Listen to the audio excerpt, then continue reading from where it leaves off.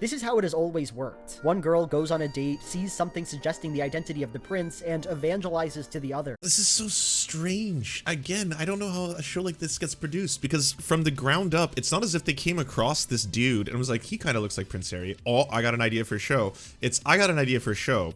Let's find a Prince Harry lookalike and then fool a whole bunch of women into going on dates with him and falling in love with him, only to reveal at the end that he's in fact an actor playing Prince Harry. That sounds amazing.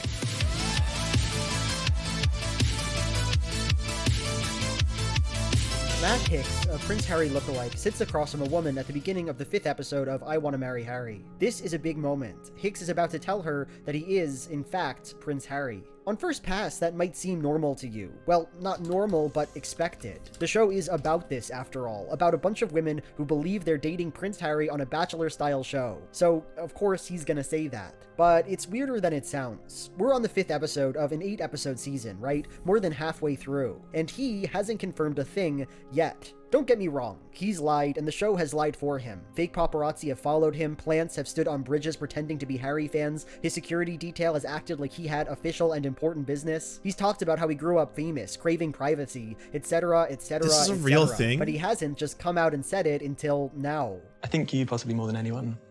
I think you may realize who I am. This is all deliberate, of course. As Hicks himself says, if he told the girls straight away that he was Harry, they wouldn't believe him. If I put my cards out on the table now and say, I am His Royal Highness, it may not work. He needs to plant seeds. He needs to prime them. I Want to Marry Harry is not simply a show about women who believe an imposter to be royalty and who want to date him. It is also about the process through which they begin to believe it, the slow rot of their minds, how they arrive at the point of no return. How did these things get made? How did a studio approach the fucking Prince of England? And they were like, we got a great pitch for you. It's a dating show where you're not actually the prince, but you are. And then people get to just like, you know, freak out as they go on dates with you. Like, what? Episode 5, This Man is Prince Harry. Chapter 2. Yeah, I don't know how they would know right away. Like, I would know right away, okay? If I went on a date with Prince Harry, I would just be like, yeah, you seem like, you know, a fine chap, I suppose. But, like, if you're in England, like, they obsess over this shit. Like, I've talked to British people about the crown, okay? People who want to abolish the monarchy there are in the minority. Most people, they still worship the Queen. I've noticed Hicks doesn't actually say Oh, it's Prince not Harry him. in that Oh, they scene. got me. Instead, he says this Oh, they straight- got me. I got. Oh, so it's the other way around. It's go on a date with the prince, and then they realize it's not the prince. It's a doppelganger. A doppelharry. Ah, doppelharry. Now I understand. strange, equivocal little line. I think you may realize who. He doesn't look like Harry. I don't know. I don't know about the fucking monarchy. I don't care. Like, when people obsess over stories like, did you hear that apparently there's a falling out and they're going to be moving to blah, blah, blah. I was like, why are you talking right now? What is this conversation? Seriously, what are we doing? I am. In fact, Hicks will never directly tell anyone that he is Harry, not once on the whole show. This was his choice. Hicks didn't want to directly lie. As he says, I only agreed to do the show if I would come out of it looking how I wanted. I didn't want to disrespect the girls. In another interview, he gives a similar impression. Because I would imagine... This would only work in England, too, where people are actually, like, obsessed with marrying the prince. I couldn't imagine an equivalent of this in Canada. Like, you could actually marry the maple syrup baron of Canada. That's right. You got to go on dates with him. It's like, oh, but does he look like the baron? I don't know. It's pretty hard to fake who you are, and you'd hurt some people's feelings. Yeah. But at the same time, you know, But if you're just letting them guess, then... let them guess, come to their own assumptions. I mean, if they assume that, then who am I to say no? Yeah, but did you ever say anything about, like, baby George and hanging out? I might have mentioned that. Allowing the girls to come to their own conclusions made him feel better, took away All the some of women his are guilt. American. This Ah, is, of course, this just gets better. ridiculous. As I already said, Hicks does lie over and over Makes and sense. over again. In this scene, he is saying that he's Harry, whether he uses the name or doesn't. What he's doing here, the little game he's playing, just isn't meaningful, and I'm sure he knows that and knew it all along. Yeah, go But nuts, you Doctor. have to understand, this guy, Matt Hicks, is as close to a genuinely ordinary dude as reality television gets. Hicks was an environmental consultant who occasionally moonlit as a Prince Harry impersonator for parties and events. The producers found him on a lookalike booking website he had posted some pictures on. When your entire casting decision revolves around finding a man who looks kinda like Prince Harry, you don't have that many options. Hicks is not... I still don't know when they're showing the real one and when they're showing the fake one. I have absolutely no clue. I would be fooled time and time again. good actor. He's not good at lying, and more often than not, he just seems kind of meek and unhappy with the situation he's found himself in. Not telling the girls he was Prince Harry is obviously just an impotent gesture of agency, a moral line he pretends not to cross. Still, it makes sense. Perhaps not logically, but emotionally. There's something to a name, isn't there? Something to identifying yourself, to saying, I literally am this person. There's a sense, one that I can't totally explain, that if he did say it, said, I am Prince Harry, and I am on this— See, I see a lot of people getting mad about the ethics of this already, and sure, yeah, it's unethical. You're lying by definition. At the same time, why are people wanting to go on dates with someone they clearly have a monstrously huge parasocial relationship with? And beyond that, like, would the same show work if it was like, hey, do you want to go on a date with an environmental consultant who sometimes plays Prince at parties? Would that work as well? reality show and you are here to date me, that everything would fall apart in an instant, that the ghost would be let out, that the show would crumple in on itself. Chapter 3.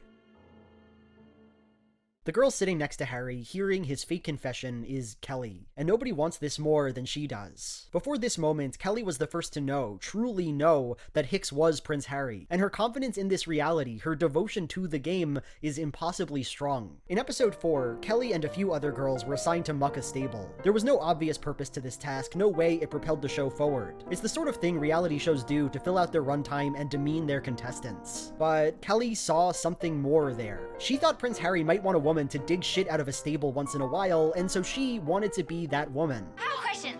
Does Sir want his lady to be able to do this? Yeah.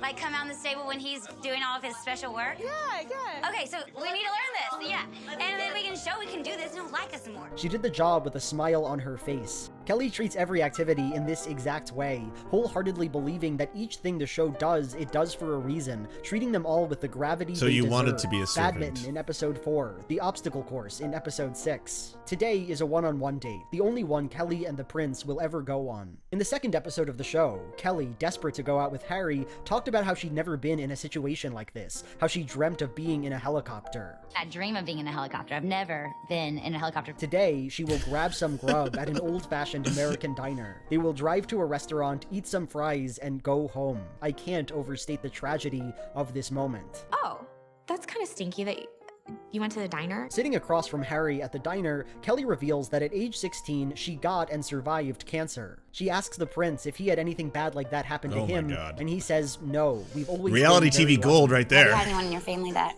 has gone through anything like that? No, not really. When I watch this scene, I can't help but think to myself, wait, Harry, the real Prince Harry, wasn't lucky with regards to the health of his family. Not at all. His mother, Princess Diana, was in a fatal car accident, died in I know that one. 1997 when he was 12 years old. How odd is that? Now, look, I don't know if Kelly's remark here really prompted the prince to talk about Diana. Maybe she was specifically asking about illness, cancer. The film is so highly edited that it's hard to say. But nonetheless, it's a strange moment because it makes us realize he never could have talked about that. Imagine if he had. The imposter earnestly listens to the account of a cancer survivor and he says, yeah, that's hard. I don't have an experience just like that, but my mom died when I was really young and it's devastating. It couldn't happen. It would be disgusting. This man, Matt Hicks, is not Prince Harry, but he's also not pretending to be exactly. Rather, he is Prince Harry for all intents and purposes. Prince Harry within the narrow context of this game. Prince Harry only in the ways we can consume Prince Harry. Generic, dull, vague, storyless. Chapter 4. Back at the manor, Kingsley, a fake butler and the de facto host of the show, tells the girls the identity of the prince. He has no strange compunction. He says that Prince Harry is the man they are here to date. Sir is indeed His Royal Highness Prince Harry of Wales. The girls are happy, but not too surprised. Why would they be? After the girls learn the prince's identity, they go back to their bedroom to talk about it. Kingsley had told them that one of the contestants, obviously Kelly, already knew the secret before this moment, and now they want her to spill the details. This is how it has always worked. One girl goes on a date, sees something suggesting the identity of the prince, and evangelizes to the other. This is so strange. Again, I don't know how a show like this gets produced, because from the ground up, it's not as if they came across this dude and was like, he kind of looks like Prince Harry. Oh, I got an idea for a show. It's, I got an idea for a show. let's find a Prince Harry lookalike and then fool a whole bunch of women into going on dates with him and falling in love with him, only to reveal at the end that he's in fact an actor playing Prince Harry. That sounds amazing. I mean, I shouldn't be surprised. There's like a reality TV show where they just literally torture people in isolation chambers. That I learned that from We're in Hell. Like the whole basis of the show is people are kept in like isolation chambers, deprived of human contact. They get sleep deprivation and they have to undergo a series of like tests and skills, and they see how long they want to keep doing that for. That's a reality TV show. On my date, there were paparazzi. On my date, his security detail seemed really serious. His security is not for show, it's real. So he's obviously something important. Yeah, something with royalty. It is a way to make You should know more about Prince Harry, Lance. He's next in line to become your king. I guess that is true. I guess that is true. When the queen, in her infinite wisdom, ever decides to stop taking the adrenochrome that's somehow preserving her in these old, later years, it'll be King Harry that I guess will be on King Harry. King Harry, the King of Canada. Oh, are we gonna have to change all our coins? Are we gonna have to like take the Queen off all the loonies and the bills and all of a sudden put King Harry on there? His Royal Highness King Harry. To get them excited about the show. It is a way of making the information they learn come from each other, a trustworthy source. Today, Kelly doesn't play ball. The words of the prince are in her confidence. I've known from the start and was confirmed the other day. On your date. I can't say, but it's for real him. The other girls are angry. Aside from Harry, what do they have to talk about? I know what you're wondering. He's like the fifth in line. I have no idea. Maybe I don't follow the royal family at all. It's all worthless junk, to be totally honest. You should abolish the monarchy. They should just not exist anymore. I don't need to know the line of succession. I have zero interest in ever learning it, to be totally honest with you. Is this possible? Charles is next in line? Okay. Going on The Bachelor really believe they were there to marry Prince Harry? And the answer is, it's not that hard. The show lied to them, lied more frequently and more systematically than we got to see as an audience. King Charles. King Charles of Canada. To talk about how the royal family was very upset and how they wanted Harry back in Buckingham Palace. It had a producer pretend to be a therapist and tell them that they have to trust their minds, that it's not good for them to keep questioning. But more than that, the show simply provided an environment where some amount of belief was necessary, inevitable. As Megan, a contestant on the show, went on to say, when he first took off his mask, I'm like, who is this guy? He didn't have super red hair, I didn't think. He didn't look familiar. Yeah. So you didn't, for 1 second, you didn't believe it the whole time you were there? I'm not going to say that. There was a point where I was like, everyone is telling me the sky is orange. Am I crazy for thinking it's blue? So there was a part, like, eventually, and I'm like, People It's have just trouble understanding gaslighting the show. understanding how they could be indoctrinated by a cult because they think beliefs are stable, solid. That to believe in the absurd claims of a cult, one must have a fundamentally different standard of evidence from the rest of us, be swayed by lies and bad evidence more easily. But that is not the case. More often than not, we see that accepting the absurd beliefs of a cult describes— Rumor my British friend said is the Queen is living out of spite to deny Charles the crown because she doesn't like him. Charles is 73. Yeah, you get to be the king for like your last 7 years on this earth or something. a kind of buckling of the mind, a submission to the whims of another. Describing cult methodology in her great book, Terror, Love, and Brainwashing, Alexandra Stein writes, "The follower is isolated from the outside world. He or she is isolated from an authentic relationship to others within the group, allowed only to communicate within the narrow confines of the group speak and rigid rules of behavior. And due to the dissociation that is created, the follower is also isolated from him or herself, from his or her own ability to think clearly about the situation." I Want to Marry Harry is about a high-control environment, one where these women are isolated from the world, where they are asked to cooperate with the production, where they are constantly being lied to and misled, and where their ability to socialize, engage with the other contestants, hinges on their willingness to accept one simple lie, that the guy who kind of looks like Prince Harry is Prince Harry. And so, they accept it. Megan goes on in this interview to describe the first time she got to hear music on the set of the show. While the other girls are going off and making out with Matt, what do you do? Talk about Harry. Seriously? You just sit there and talk about this guy all day, every day? No TV, We have no phones, TV, no magazines, internet, no nothing. no music. No music? What? We have a pool party coming up in the next episode, and that was the first time we'd heard music in weeks. And the fact that she remembers this so clearly, even months later, sends a chill down my spine. Chapter 5. It's America Day. I forgot to mention that. At the beginning of episode 5, Kingsley raises a meek American flag far in the distance, and the girls are expected to be happy about it. Now, they have to perform in some mock Miss America pageant. There will be a pageant, and you will all vie for the title of Miss Deerfield. Yes, the day where they reveal this man to be Prince Harry is also the day where 8 women are asked to perform only for him while he sits on a throne. The field is massive, and the girls and the prince look somehow small against it. It's hard to articulate, but watching this scene, I can't help but be painfully aware that this actually happened, that it's not just TV, that there was a day where an inexplicable sham beauty pageant was performed for the delight of one confused fake prince. You could have seen it if you were there. For the talent section, a contestant named Rose, This a lifeguard whole thing and seems preschool so teacher, scuffed, performs an too. erotic CPR on the prince, ending it with a little kiss. Jacqueline, a former beauty pageant contestant, does a shockingly good job with a hula hoop. Megan delivers a stand-up act, but we only get to see her make one failed joke. The joke, of course, is about the show she's on, about the one person in her audience. Knock, knock. Who's there? Not me in the crown suite. During the Q&A/bikini section, all the girls are asked why they should be the winner of this pageant. Most of the girls deliver little nothing statements. Because I'm sassy, because I'm fun, because I'm loving, because I like the jacuzzi. I think I should be crowned Miss Deerfield because I would make sure everyone has bacon cheeseburgers every night, and that we have a jacuzzi time every night. But then, in an important moment, Kelly says this. I believe Miss Deerfield is a woman that knows how to run this estate with passion and dignity and the ability to love her man and the people of this land. The show plays a song under this speech. You're the first one that sees the succession, the rise to power. You could be the future queen. The only one. Annie Lissel, a ballad adopted by many colleges as their alma mater anthem. Here, the tune feels sarcastic. It gives the impression that Kelly is being too official somehow, that what she's doing is funny. Why? Why should it be funny? Most of the girls on the show do believe that Matt Hicks is Prince Harry. That's obvious, and most of them have said it themselves. But it's more complicated than that.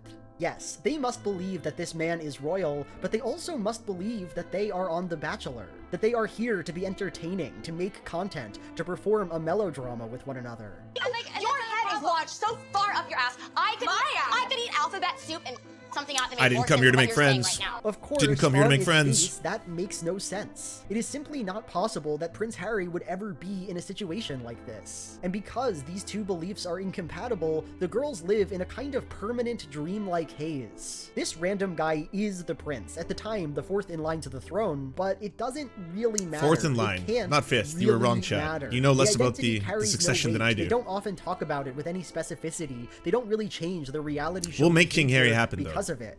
Yes, he is a prince, but only a prince by concept, by metaphor. And that works. You can live with that. At least Do any of these idiots realize he's married with 2 kids? I don't know. Was he married with 2 kids at the time of the filming of this reality show? for a little while. But in this speech, Kelly doesn't live in that haze, doesn't ignore or compartmentalize her belief that this man is Harry. No, for her, the prince's identity is real, tangible. To become his wife would be a political act, one involving a complex bureaucracy, a family with a name. So, she acts like it. She says she would handle the estate well and that she would love the people of this land. I believe Miss Deerfield is a woman that knows how to run this estate with passion and dignity. She commits a faux pas, doesn't she? Treats the show as if it is something more than trash, meaningless TV. And the show, in turn, laughs at her. Chapter 6. It's night now, and Harry and the girls enjoy an America-themed carnival. They go on a Ferris wheel and play games and have a corn dog eating contest. Kimberly wins, and the show transparently recontextualizes a soundbite of her saying, "I hope I got his attention." I hope I got his attention. To make it seem like she feels eating corn dogs fast will put her on Harry's date radar. It's absurd and kind of great, honestly. As the night is winding down, Harry says this. At first, I was so excited It's about because they're phallic, and it's to make them think that they're going to eat penises. That's why. It's genius. the whole situation. I was being treated like royalty with 12 girls vying for my attention. But now, the lying is really getting me down. And this is a prescient line, I think, because in a deep way, episode 5 is a turning point in the show. I Want to Marry Harry is broken, not just ethically, but also aesthetically. On Bachelor-esque shows, the only thing you can do is talk about yourself. We don't get to hear what movies you like, where you enjoy going. We are interested only in the broad strokes, your feelings, your past, your drama, the genuine connection you have to the contestants. But this is the one thing the prince cannot do. He is here embodying another identity he knows little about, and as a result, Long he time has ago, apparently nothing real 2014. to say. The fiction that this is a romance, that the girls are getting to know him, does not work. No, all Harry can ever think of is the lie, the constant guilt he feels, whether the hoax is working or not, his creepy pleasure at the girls who are out of his league. 12 fantastic women who are frankly all beautiful and way out of my So league. everyone's Beautiful depressed. girls Great who show. are frankly Everyone's all way out of miserable. my league. Normally, these girls would be out of my league, and so I think I've walked straight into heaven. And that's interesting. I won't deny it. That's interesting when the show is spectacular. When there are 12 girls running around not knowing what's going on, when every moment is a new catastrophe. It works, and it's a nightmare, and you want to see it if only because... You know what's wild is that, like, it doesn't matter who you are or what you look like. I don't know if anyone ever watches Nathan Fielder in his show Nathan For You, but he runs an entire fake reality dating show. And the gimmick is it's just like The Bachelor, except he's the Bachelor in it, and gets like 10 women to sign up via Craigslist to do it. All of them are super interested in the show, not in real life. And he even gets a host of the show who is much better looking than him and constantly tells him to get out of the frame and stuff. He's like, "Can you please not stand beside me? You're far too handsome." Because it exists. But the prince is right. After this episode, when the herd is thinned out, when all the contestants know him to be Prince Harry, what is there to watch, be enthralled by? The car has already crashed. Now we just get to see the dull cleanup. Vapid conversations with a wax sculpture who has nothing to say. In the next episode, Megan will be booted off the show. The designated mean girl since episode 1, this is not a surprise. Kelly will complain about her to Prince Harry, tell him that she's duplicitous and rude, and he'll get rid of her. In the next episode, Rose will be thrown off. She is a rare case on this show, a skeptic to the end. She would apparently go into bathrooms with other contestants and try to speak reason to them. This man is not Prince Harry. He can't be. The producers put a stop to that, though. Told her it wasn't her place to tell the other girls what to believe. Here, when she finally leaves, it looks like she confronts Hicks, tells him she knows he's not the prince. But I think both of us know the truth. What is the truth? What do you think? I know you're not Prince Harry. But this didn't actually happen. It's just clumsily edited together sound bites taken from other scenes. And why would there be a confrontation? When you have been asked to live in a fantasy world for 2 months, when you've been told to shut up and play the game, what is the point in talking about it? Nobody cares, and so you stop caring too. In the next episode, the finale, Kelly will get the axe first. This was long coming. I personally believe she only lasted this long because the producers thought she made for good content. There wasn't one moment where Harry seemed to have felt comfortable around her. He said this line very early on. Kelly's 100% certain I am Prince Harry, which, you know, considering that's what I set out to do, is great.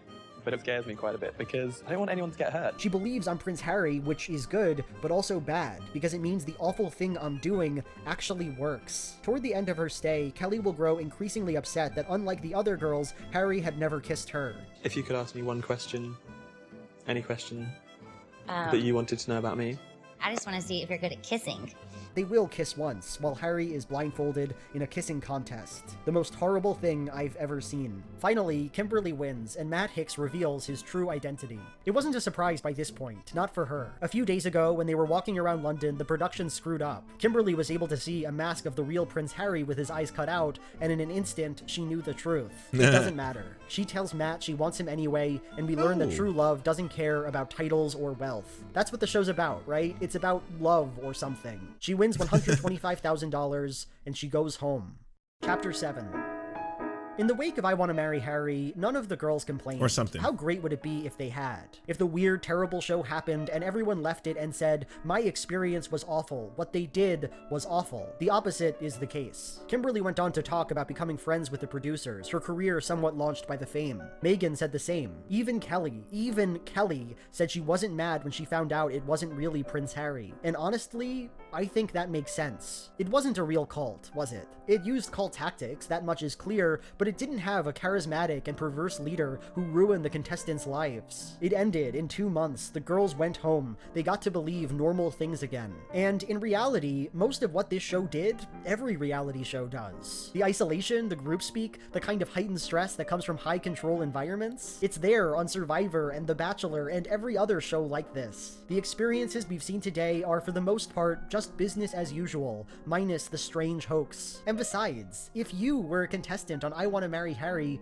who are you supposed to get mad at? The fake prince? Well, maybe. I mean, he definitely was in on it, but in the end, he makes a pretty bad, unstable target for anger. I'd this say the generally producers. normal-seeming guy cast to do this freakish job. They got to know him in some small way. Kimberly and he kept in touch for a while. So I guess you could blame the machine that cobbled this show together. Ryan Seacrest and Fox. Ryan all the execs Seacrest, who made what? it happen. But that's a hard thing to be mad at too. A faceless system motivated only by spectacle and money. As Kimberly says, you can't take it personally. Yeah. It's not like they were out to get me and make me look bad. It's part of the show. That was a it's twist I part of didn't see coming. entertainment. It's gotta give the people The ultimate what they reality want, show that kind of twist. mentality. I thought they did a very nice job of it. no, it's hard to stay mad at a system because systems aren't people. Systems don't care. Systems are normal. The contestants sit around, discussing a girl they don't like, Chelsea. Jacqueline talks about the surveillance they're all under, the constant presence of the camera, the fact that Harry and everyone else is always watching them and judging them. But she's not mad about it, quite the opposite. He's the one there watching us, the way we interact with each other, how we behave. He has an eye on us. Like how we talk, the way we sit, the way we stand, the way we dance, the way we don't dance. He's watching. He will figure it out. He's not a dumb man. He's not stupid. Harry's seeing it all, he knows everything, and because of that, his ultimate decision will be a good one. For a moment, in that dining room, the contestants and the fake prince and the show are all on the same page. For a moment, it all makes perfect sense.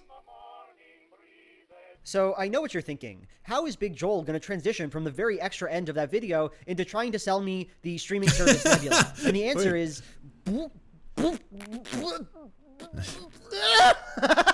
Every month for the foreseeable future, I'll be releasing that's a the little bonus conclusion? video on Nebula, my streaming love. I loved making this video, and I really like how it turned out, honestly. Big Joel shaved. Anyhow, Shave if Joel. you did like it, feel free to like, comment, subscribe, and go to my Patreon if you want to. That's the other way to get in my sweet bonus videos. On that note, it's time for my Patreon. Well, first off, obviously do the thing, subscribe, like, share Big Joel. He's awesome, makes lots of great stuff, and help him get towards 1 million subscribers. I thought there was going to be kind of like a deeper look at it at the very end, though. I mean, yeah, I will blame the production team behind that. The same way I would blame the production team behind that Wild One in We're in Hell, which is basically just like the formation of a cult where people went there to like figure out serious trauma about themselves. I mean, this one's a lot less horrifying than that one was. This one's a lot better. It's still, the whole thing is set up based on a lie and convincing people that lie is real for the period of however many weeks it took to film this thing. I'm gonna be honest, people don't realize how fucked up reality shows are to the reality show stars. They are so sleep deprived and just fucking laced with booze, because that's what gets you the moments you need. You want people to have fights, you want people to freak out, you want to create all that juicy content, so you make sure that they have low amounts of sleep and tons of liquor constantly available, and then that's when you'll get all the fucking people fighting, throwing shit at each other. I didn't come here to make friends, fuck you, smash, you know, kind of stuff. You are the content at the end of the day. Do you enjoy the Serfs but prefer not to have to use your eyeballs? Many are saying this. Well, we've got the solution for you. It's the Serf Times in podcast form, available on most major podcasting networks now. If you enjoy it, please consider leaving a good review and feedback, because it really helps the show out, apparently, and it's free, just like the podcast. To our gods, Xander Corvus and Peyton L. Just, we are prepared to embark on a mighty jihad in your name. To our monarch, Tom Spiker, we are but your humble jester, attempting in vain to get you to laugh. To our valiant knights of the Round Table, Benji Arnie, Tech Tink, Scary Earth Human, Tony, DM Rivera, Resident Scarecrow, Sir Nickus, Mayred, Cheryl Alvarez, Ruby Kelly, Brandon, Words Greenwood. It doesn't matter what I believe, it only matters what I can prove. Egbert Celine, Matthew Scarborough, Stellar Vision, Vivienne McCarthy, Daniel Sutton, Coulter Smith, Jenna Tao, Quiet 185, Anna Loves Riley, Omni, Riley and Anna, Poodlehawk, The Tim Caucus, Multimondi, Trevbot, EXE, Brian Ephraim, Lemmy 101, Anthropophojack, Saren 42, Catherine, Ramon Acosta, Incosin, Agent NDN, Violent Orchard, Political Puppy, La Media Panza, Zach Christensen, Todd Buckingham, and Todd Lajeunesse. We raise our mugs and salute our brave heroes off to another glorious conquest.